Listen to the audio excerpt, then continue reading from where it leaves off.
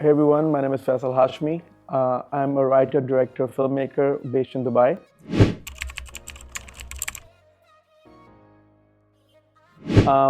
Filmmaking to me came much later. I wish I was one of those filmmakers who, there's filmmakers who say, "Oh, I watched Star Wars when I was 5 years old, and I picked up a camera and started making movies." For me, growing up as a kid in Sharjah over here in sort of a middle class family, we didn't really have access to that industry, or even knowing that you could become a filmmaker as a viable path. So it was never really on my radar. And we were watching movies, but not really the kind of cinema that would really inspire you to make films. But what was always there was a love for storytelling. I think I was always had an active imagination.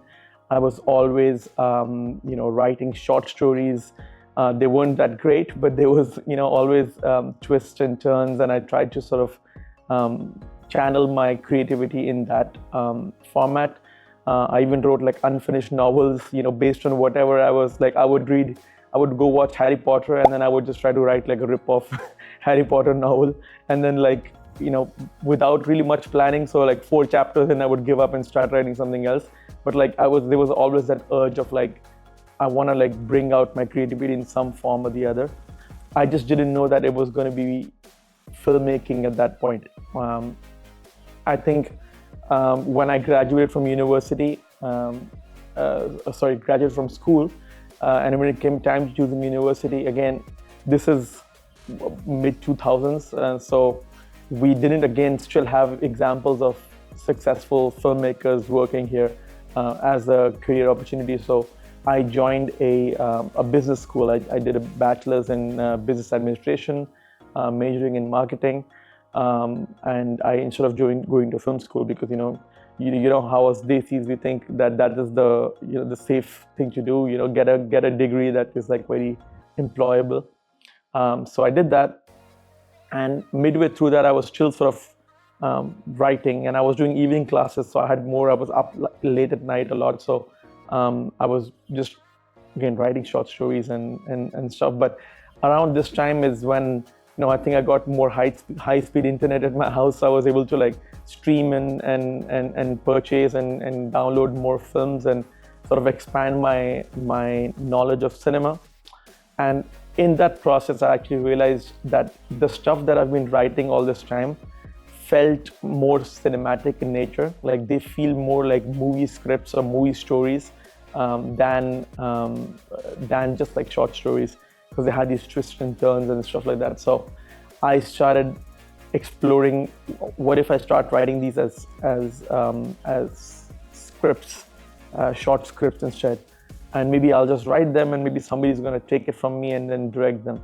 So and if you've ever read a script, the format of a script is not the same as a short story. In a short story, you can write it as prose, and you can just go into the thoughts of a character. But in a film, everything has to be filmable. So for example, if somebody's missing his wife, you can't say oh, John missed his wife. You have to have a shot of him looking at a picture of his wife, and the tear falls down his eye. So a very different approach to the same thing.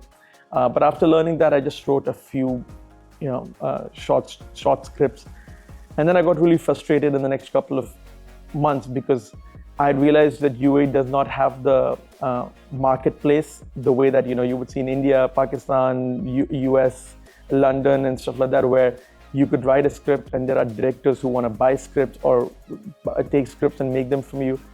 And so I was just writing stuff, and it was just going to be in a drawer somewhere, if it was printed out, or in my computer. So I saw a film competition that was there to make a 2-minute short film.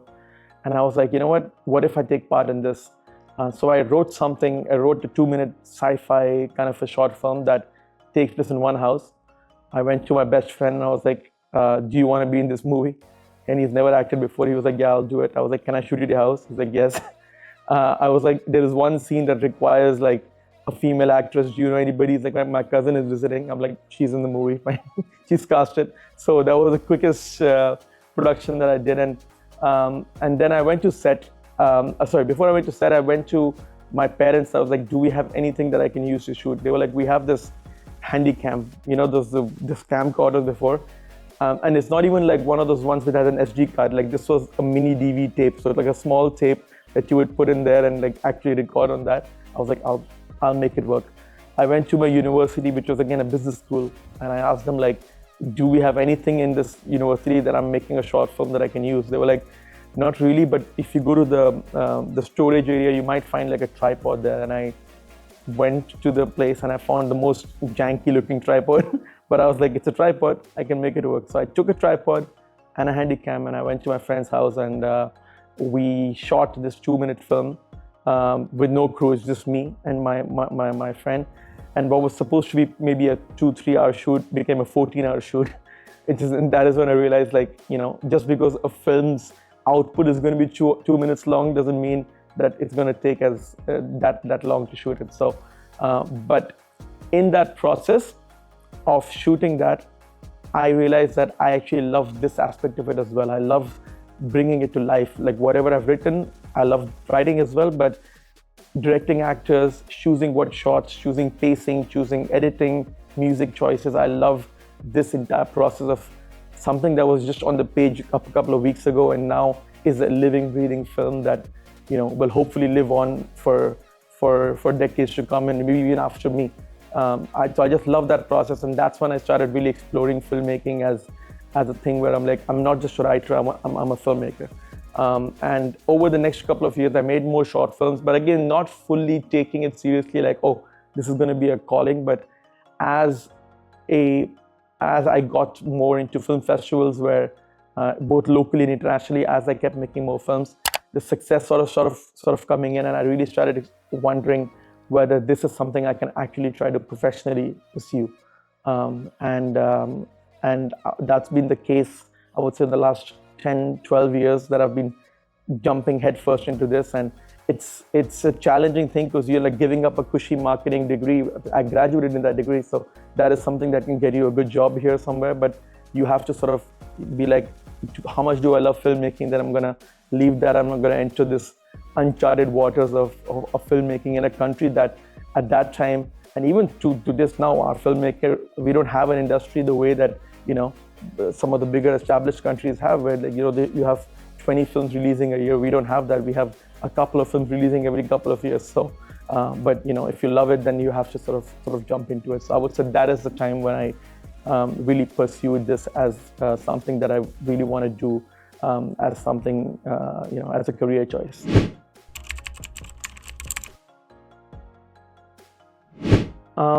So ever since I was growing up, I was always a massive fan of horror, and I would like credit my mom for that in a weird way, because she's a huge horror fan as well. And I think she tells me that she was when she was pregnant with me, she was watching horror movies like on a marathon, just renting stuff from a video store. So I feel like it sort of it got ingrained in me very naturally in that sense. And we still watch horror movies even to this day. We'll go and watch horror movies in cinemas or something cool that comes out on Netflix or something like that.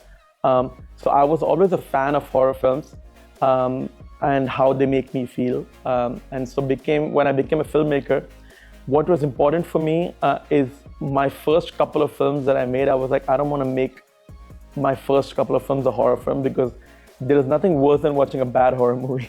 So I was like, let me learn the craft of filmmaking first. Let me learn how you edit stuff and how do you shoot stuff. So let me make the mistakes on sort of different genres and then dive into horror when I'm sort of a little more confident in my abilities and more knowledgeable. But the reason I love horror is I think it is the only genre that is out there that really, as a filmmaker, you have complete control of your audience and how you can make them feel at any given time. If I want to sort of have somebody, a knock on the door happens and somebody slowly approaching the door, I can, the way I shoot that scene, I can make you feel like at unease for a bit, tense, like what's gonna happen. Then she opens the door, there's no one there, now you're at ease, but no, then there's someone behind her, now you're afraid. Like at any given time, just how I edit the shot, how I use music, how I use lighting, I can really make you feel what I want you to feel. And there is no other genre that really has that minute level of control. So I just love that as a tool to entertain sort of audiences. But also, I think the magical thing about the horror genre is that the reason why it has sustained from, if you look at the very earliest films in cinema, have been horror films like Dracula and Nosferatu and all of the stuff like that. And it is the one genre that has never died. Even today, we are making, big horror films. Is because fear is such a universal feeling. Everybody can relate to that. Everybody has fears, and fears evolve. Sometimes when there's wartime, people have fear of war. When there is, of racism or, or something more primal of like someone at your door, a knock on the door is scary to anybody, in the world. Whether you're watching a Brazilian horror film, whether you're watching a Japanese horror film, something that is always going to be scary is like someone's at the door, someone's trying to kill me, someone is trying to hurt me. That is something that I really find as a filmmaker. I love the fact that a film you can make out here might be perceived differently, even if it's in a different language or something. Maybe somebody in Mexico is sitting and watching it and still feeling what you want to say. You can't say that with any other genre. So for example, comedy, right? A Mexican comedy may not be funny to you. There is cultural references there. There are inside jokes and pop culture and all that stuff makes the language, even translation, joke can get lost in translation. But I think horror is one of the few genres where if you've done it right, a scary film is sometimes even scarier when it's not from the region that you're from, because it just feels more real and raw. You're seeing actors you've never seen before. So all of these things were sort of things that I really gravitated towards, and I was like, let me try to explore these through my lens. And of course, I have my own fears and I have my own interpretation of all of those things. And no two horror filmmakers are the same. So even within horror, you can make something more psychological. You can make something more intense and maybe gory or something like that. So there's even within horror, there are different subsections of horror. So as a filmmaker, I was like, this is something I want to explore. The level of control I have over the audience, but also what can I say about different feels that people have, and how do I craft that into a cinematic language. So yeah, it's been an exciting journey.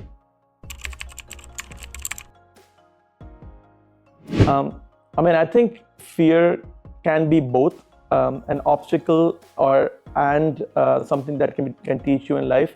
I think fear has so many different levels, right? So the most obvious one you could say is like, fear of like someone trying to kill me, or someone, or life or death stakes is also fear. But also fear can be so much more subtle and interior, which is like fear of losing somebody, fear of failing, fear of someone falling out of love with you.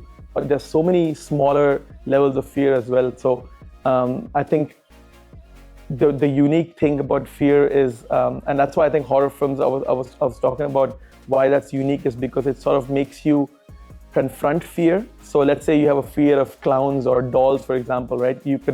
And let's say that paralyzes you in some way. So a lot of people, actually, there's a huge subsection of a horror audience that watches horror films as sort of therapy in a weird way. So if you, let's say, watch It, which is a clown horror film, maybe by confronting it for 2 hours in a scary environment, but knowing that it's in the comfort of your own home, nothing is going to actually like jump out at you. Maybe you will actually overcome that fear. So I think there is something to that where I think in all the films that we see, horror or otherwise, we want to see people overcome obstacles. And I think if you can overcome your fear, then those are the people that I think the best movie characters are those as well. But I think in terms of filmmaking in particular, one of the biggest fears people have when they want to go and make a movie is like, what if I fail? A fear of failure, fear of embarrassment. What if I'm not good enough? There's a lot of these fears that come, and it came to me. It comes to everybody who you can ever speak to. Imposter syndrome is a huge part of that as well, where you feel like, what if I'm not good enough? What if people laugh at me? And many people succumb to that fear. So they use that as a way to not make something. But I think you cannot ignore it. I don't think you should be like, oh no, I'm not afraid. Like if it is the case, you accept that that is the case, and then the question is, how do you overcome that, and how do you make something without, like, despite that fear? And so to do that, you have to actually overcome it and be like, you know what, do I really love doing this thing? Let me go ahead and do it anyway, despite all those reasons that are sort of in your head, sort of making this block. You'd be like, I will overcome it and do it anyway. So I think definitely fear, both in cinema and I think in life and filmmaking, is something that will exist in any form or the other. And I think the only way you can move forward is, you have to acknowledge it and then find a way to overcome it, and hopefully grow up to a better person at the end of the day.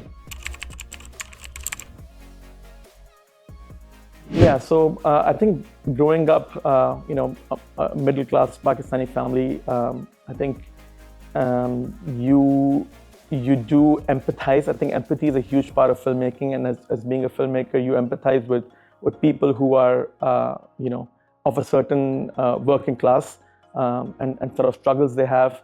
You see them sort of around you. You are never, if you're not from a very lavish background, you also face some of those things as you're growing up. You see your parents face some of those things, so you gain that empathy of struggle, of again elements of fear as well, obstacles that are in front of you. So when you see them in front of you, you hopefully become a better person, where when you see that in other people, you empathize more. And as a filmmaker, choosing this path as a filmmaker, as I mentioned, like as a marketing degree, I gave that up and a cushy job to follow the uncharted waters of filmmaking. And it's not a stable profession in the way that any other corporate job would be.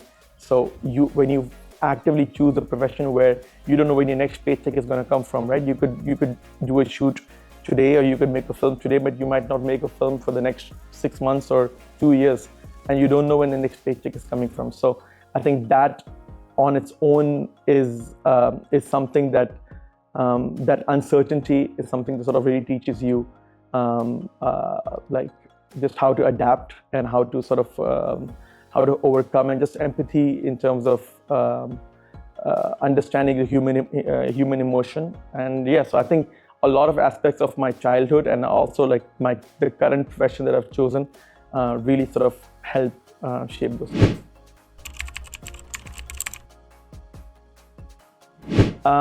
So as I said, I have a marketing degree, and initially when I graduated, I thought, oh well, this is just going to be in a drawer. I'm never going to use it. But surprisingly, those skills have actually come in handy in my current profession, because especially when you're an independent filmmaker and you make a short film, and the first few short films I made, you can make a film and you can put it on YouTube, and maybe 3 people are going to watch it, because no one knows who you are and no one's going to care if you don't. You can put every second, I think if I just say this sentence, there's probably 1,000 videos that went up on YouTube in that sentence. So the marketing comes into actually putting yourself out there and actually letting people know who you are, what kind of stuff you do. Because if you make a good film and nobody sees it, you're doing disservice to that movie, in my opinion. So I made an active effort of being on social media platforms, driving engagement towards the film, maybe releasing a poster, maybe releasing a trailer, maybe releasing some stills, building some hype, reaching out to people at events and film festivals, going out there and just marketing myself and the work that I'm doing. So hopefully I can meet more people, and you'll be surprised by putting out there everybody that I have collaborated with since my first film. As I said, my first 3 films, I had no crew. I had nobody. So I remember there was one moment where I was shooting, I think my second or third film, where there was a scene where, again, my best friend, who was in multiple of my films, he is standing and the lights go off. I was holding the camera in one hand and I was turning the light off with another. I didn't even have somebody to do that for me. So I was literally holding the camera in one hand and I turned the light off in one hand. But my aim was to promote my films and put them out there so that people can see. And the unique thing about being in UAE is that because we had such a small film industry, if you make something good, people will notice. If you make something interesting, something that's out of the box, especially if you're making horror films, which is something even to date almost nobody's making in this region. People notice that, and people would reach out to you, like, hey, I'm a sound person. I do this for commercials, but I really wanted to get into film. Next time you're making a film, I would love to come and help you out. A DOP might come and want to do that with you. Some actors will reach out to you. So by marketing yourself and putting yourself out there, I think people will find you. And almost 90% of the collaborators that I've more regularly worked with ever since my first few films have all come because of me being actively on Facebook and Instagram and even in-person events where I go out. And it's not easy, you know, I'm not an extrovert, I'm more of an introvert person, but I have to sometimes force myself to sort of be an extrovert, because if I don't do that, it's not like I have a marketing team behind me or a publicist who's gonna go in and do all of that stuff for me. So you have to actively make the effort to put yourself out there, meet new people, and make sure that you're doing justice to the work that you've put so much time into making, and hopefully, you know, give it the biggest audience that it deserves. That's interesting. I mean, my Pakistani background, you know, I was somebody who was born and raised in Dubai, but obviously I have two Pakistani parents and a Pakistani family. I think more of my Pakistani background as somebody, an expat living in Dubai, has shaped me and my filmmaking. If you watch my films, I've always had a very diverse cast. A lot of South Asians are leads in my films earlier on, and even up till now. And I think what's unique about the UAE is how Pakistanis live here among other South Asian nationalities, among other African nationalities and Arab nationalities. And I think there are very few places in the world where that is possible. And I try to channel that in my films. So the last film that I made, called Amber, it's about a saloon, a South Asian guy who runs a salon, and a Sudanese customer comes in and sits, and obviously something is wrong with the situation. He realizes something about the customer, but where else in the world would you have an Indian or Pakistani barber and a Sudanese customer in the same country? There's very few places in the world, and I think UAE is one of those countries. So I try to include that instead of making just the generic Hollywood style movies where I'm like, oh, I'm just going to cast a lot of European actors in my film. Let me actually lean into what is underrepresented in our society. And also, when it comes to being specifically Pakistani, what I'm trying to make a concerted effort from now on is I want to tell Pakistani horror stories. And I think I would love to, you know, I only go to Pakistan to visit my extended family out there, but I want to make a road trip to Pakistan, to like the rural side of Pakistan, the north side of Pakistan, because I think there are some interesting folklore that we believe in.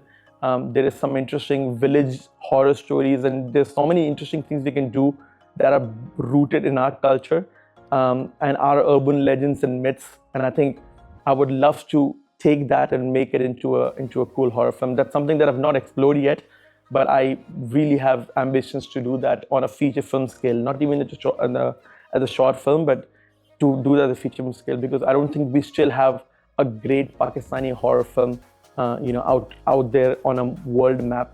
And I would love to be the one to sort of pioneer that. So, inshallah, I can do that, as years go on.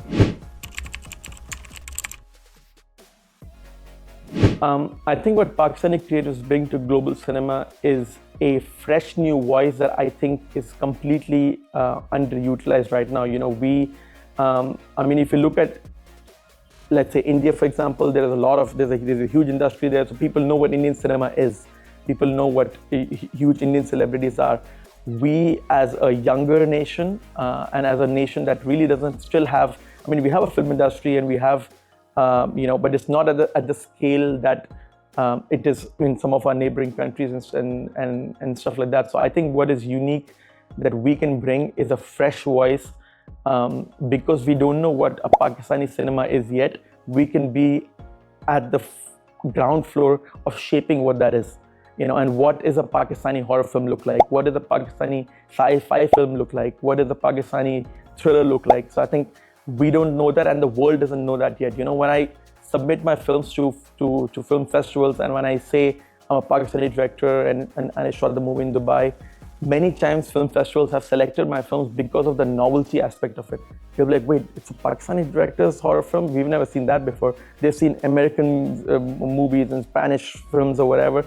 So there is already an appeal to something new. People are always craving new point of views, right? The reason why Parasite, a Korean film, was such a huge thing at the Oscars is because it's a story that was told from a uniquely Korean perspective that was not so known in the American market. So I think what we can bring to the table is a fresh perspective that people don't know too much about, and also like tackling stereotypes, because a lot of people have surface level kind of understanding of what Pakistanis are or what Pakistan is, and if we can challenge that through cinema is a huge tool of empathy and understanding and learning. I've learned more about cultures from watching films from different regions than I have than any news channel would have ever told me about that. So I think what we have as a power is that we can shape how we are perceived and what stories we can tell to the world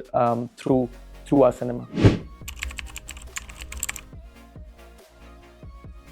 You know, I'm a big believer in the fact that when you're choosing someone to work with, you have to not just look at their credentials or experience, but also look at how they are as a person. And because filmmaking is not something that you're going to do for half a day and you're going to leave. If you're making a film with somebody, it is almost like a month long, multiple months, maybe 6 months, maybe a year if you're making a feature film, multiple years of a relationship that you have to be on with somebody. And a film set is a very tense and intense environment where egos clash and tensions flare as people are running out of time. So there have been instances in my career where I have been approached by people with a lot of experience, more than me, older than me, where they wanted to collaborate and work with me on something. But just from what I that's why I say trust your gut instinct a lot in filmmaking. Is all about your gut instinct. But I just knew, based on sort of the attitude that they were bringing to the table, or the kind of disdain. There's a lot of people who, especially older people who in this industry, they have this disdain for like younger people who are maybe doing now that we have DSLRs and stuff like that, you are sort of jumping up higher than maybe they took 25 years to jump to something that you're doing now in 2 years. And they have this sort of attitude of looking down upon you. And when I get a sense of that, no matter how skilled they are, and maybe there will be an amazing DOP, for example, for my film, or a gaffer or whatever, but I have to now deal with that person for, let's say, 30 days on a feature film, or a couple of days on a short film. So I have, in multiple occasions, chosen to work with the person. I would rather work with a person with less experience, but who's hungry and who respects the process and respects me and respects and really wants to grow with you, versus somebody who is sort of jaded and thinks that, oh, you know what, these young kids don't know what they're doing, but like, fine, I'm gonna help them out, or I'll do them a favor and all of that stuff. So many moments like that where I have sort of walked away from opportunities of working with people where it has felt that way, just because I rather work with people that are excited to work with me, and there's a mutual respect going on there. And at the end of the day, you just have to trust your gut instinct. What anchors me is my gut instinct, where if something feels off or something feels not right, usually there's something to that. So I just follow that. Yeah, I think that's an interesting question, because success, when you're starting off as a filmmaker, you think, oh, I'm going to win an Oscar, I'm going to, that's the ultimate, sort of barometer of what success is. But I think what I've come to realize is success, especially in filmmaking, there are many different ways to define that. I mean, for me personally, I would be really happy just making the kind of films that I want to make. So original horror movies, original thriller films that consistently have an audience. I look at a director like M. Night Shyamalan, for example. He directed The Sixth Sense and Signs and all of these amazing films. He's never won an Oscar. He's never been considered as one of the greatest directors in the way that Spielberg and stuff is. But he's successfully making films for multiple decades now. And I think for me, as long as I'm happy with the work that I'm making, as long as I know that there is an audience enjoying the work that I'm doing, as long as I am able to sustain myself doing that job, for me, success is just that on a professional level.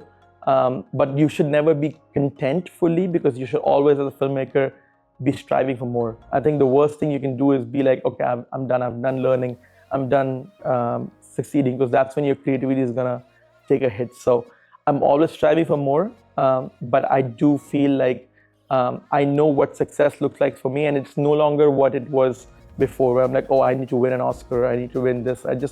What the kind of films that I want to make that will creatively fulfill me, and getting to do that, getting the financing to do that every couple of years, and just working in interesting projects and telling unique stories. Just the opportunity to do that and sustain myself, I think, is pretty good success to me. Yeah, so I would definitely say my mom. And I mentioned how my love for horror has been born from kind of the films that I grew up watching, alongside her. And not just that, but she has always been very supportive. My parents have been very supportive in general. But even now, I bounce off ideas with her, because I know she's a horror fan, and she's always been supportive in terms of like, go ahead and do it. If I have doubts sometimes whether I should, she's always like, yeah, okay, you might just go do it and see what happens. So yeah, I would say she has really shaped my journey, and I think it is a blessing to have supportive parents. A lot of filmmakers I know have given up filmmaking because when you're starting off, it's, as I said, like, there's already a fear of failure and already a fear of what if I don't make it. But if you get that from your family in the very beginning, I think that could almost kill your journey before it even begins. So I think your family supporting you in the right way really can push the fear out of you to make your first film or your second film. But if your families or loved ones also not supportive or doubting you in that way, then I think you will just be like, okay, you know what, I am feeling that way and other people are feeling that way about me, and so maybe it's the best that I don't do it. So I'm very blessed that especially my mom, but generally my parents and my family have been very supportive of my journey.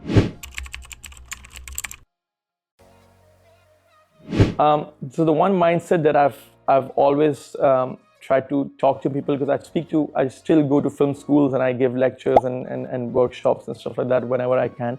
I would always say that there are 1,000 reasons to not make something. As somebody who is based here, I'm not Emirati, so so that's already, like, as a non-Emirati based here, there are some funds, there are some grants that you are not able to access, and I could look at that and be like, oh, you know what, that's a good reason for me to not make stuff. And then you're also working in a genre like horror, which is a genre that is not a genre that many film festivals take. So many big film festivals, they want sort of social issue movies or dramas. So I'm also sort of working in an outsider genre, which is, yes, it's a successful audience genre, but it's not a one that gets you the same recognition that if I made, like, an award-winning sort of Oscar type film. So again, that's a reason I could have been like, oh, you know what, that's the reason I don't want to pursue stuff. So there are layers of things that I felt like I'm an outsider in, but that I could easily use as an excuse to not make stuff. But the thing that I tell people in terms of mindset is that there are 1,000 reasons like that. Not enough money, not enough resources, not enough time to not make something. But the only way you will be able to make films and succeed in this career is if you find the one reason to do it. And you have to be like, yes, there's 1,000 reasons not to do it, but I'm going to do it anyway. And you, instead of letting those things be the detractors to you, use them as fuel and be like, I'm going to prove people wrong, and I'm going to be like, I did that despite those challenges. I didn't have a lot of money, I didn't have a lot of resources, I only had 2 hours to shoot this movie, but I did it anyway. And it's going to feel really awesome when you do that. So because no one's going to care more about your film than you. You can never expect somebody to do that. So if you don't have a sound person on your set, learn how to do sound and do it yourself. If you don't know how to do a couple of things, you have to go to a store and pick up your wardrobe props and stuff yourself because your prop person is sick and not able to come. That's not a reason not to make a film. You go out and you go and pick those things up as well. So I've always told people, like, this industry is always going to be full of challenges, and the only way you can make it is if you be like, there is nothing else I can imagine doing in my life, and I want to just go ahead and do that despite those challenges and prove it to myself and also to the world around you that, you know, that I'm succeeding despite all of those challenges.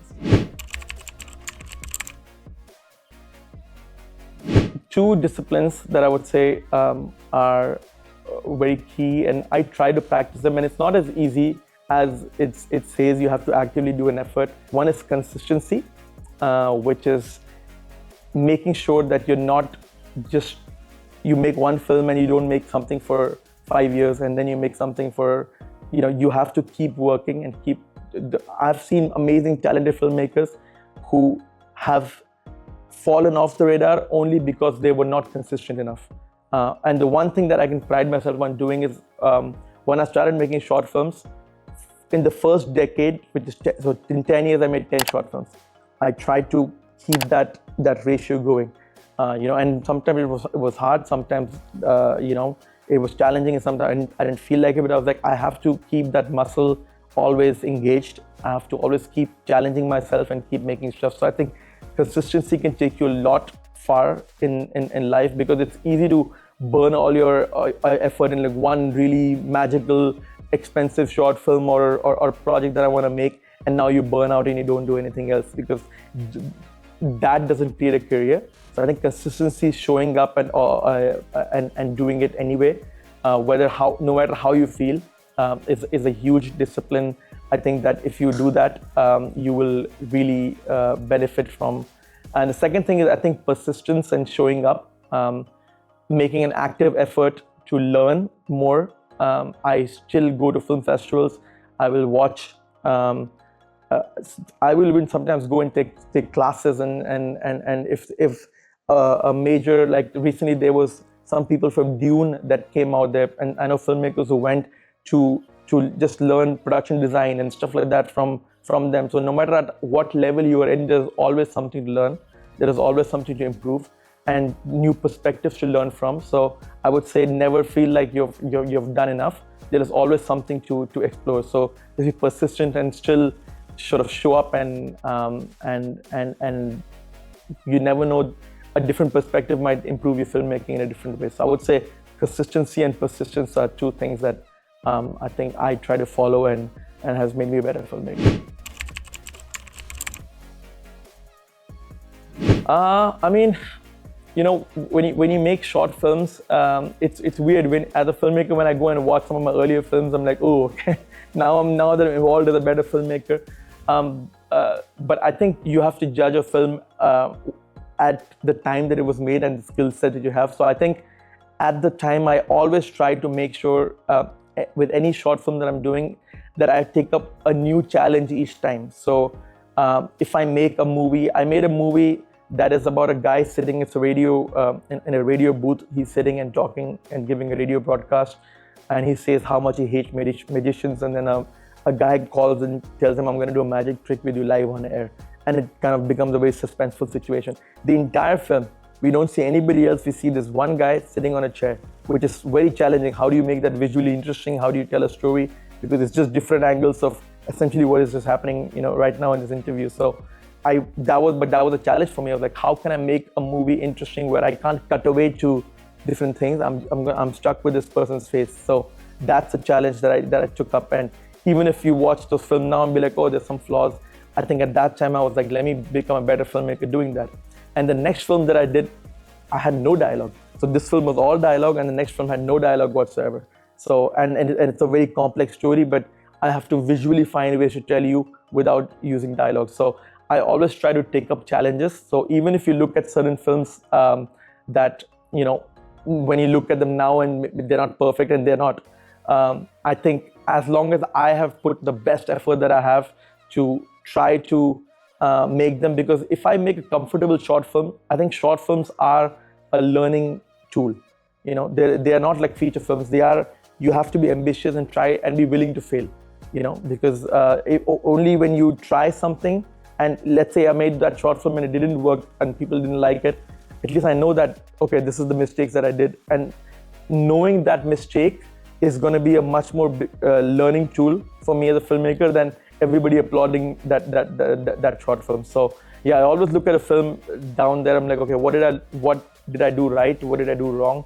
And how do I improve from that? But thankfully, I would say the last 3 or 4 films that I've done, have been really successful in terms of film festivals and stuff. So and getting me the opportunities to make feature films. But yeah, so I would say even your earlier short films, even though you cringe sometimes looking at some of the earlier stuff you've done, there is always something that you've learned in every movie, as long as you've really been ambitious in making them.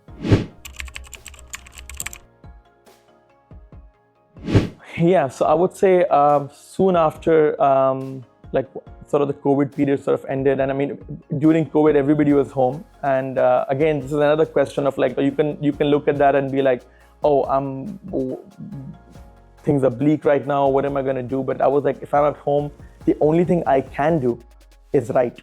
That is the one thing I can do at home. So I really went headfirst into writing new projects, especially feature film projects. Now I was already working on some of them pre-COVID, but during COVID I wrote 2 feature films because I was like, I don't want to sit here and waste 1 or 2 years of my life, or who knows how long this thing is going to last. And now is the period where I've been working on multiple short feature films. Recently, just last year, I had an opportunity to write for City of Life, a sequel to a very big Emirati film that was here. So I didn't direct that movie, but Ali Mustafa did, and I wrote it with him. But that was a wonderful experience. We shot the movie in between Feb and April of last year. It's a big budget film, and so just being that again was a new experience for me, because that was the first time I wrote something for somebody else. That's something I'm not directing. So that collaborative experience was new for me, and I learned a lot just being on set and sort of just working and having that relationship. But now that I'm working on sort of interesting horror thriller ideas, some that I'm going to shoot here, some that I'm shooting in Europe, and some that, as I mentioned, I would love to shoot in Pakistan. I think what I want to do is hopefully become a new and interesting voice in that genre. And I think my experience as somebody living in Dubai, but is Pakistani, but has international stories to tell, I think a combination of those things hopefully will lead to interesting stories that you haven't seen before. So I'm really excited on that journey, and hopefully this time next year, one of them will be out in cinema.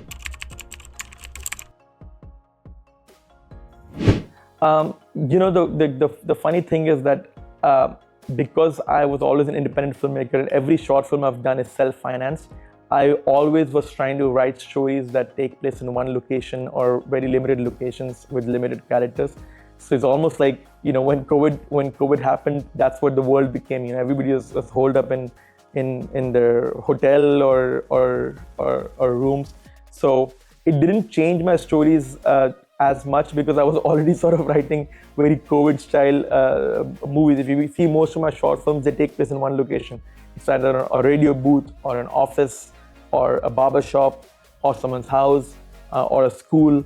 So yeah, I think that limitation, even in some of the feature films that I talked about, that is the unique thing about it. I love the challenge of taking one location and how can I tell a unique story within that location. So yeah, I've always had the COVID, restrictive sort of mindset before. So I feel like the world adapted to me instead. I think the uncertainty that was in the early days of COVID, when things were shutting down, I think people were, what is this going to happen? Like, are they going to?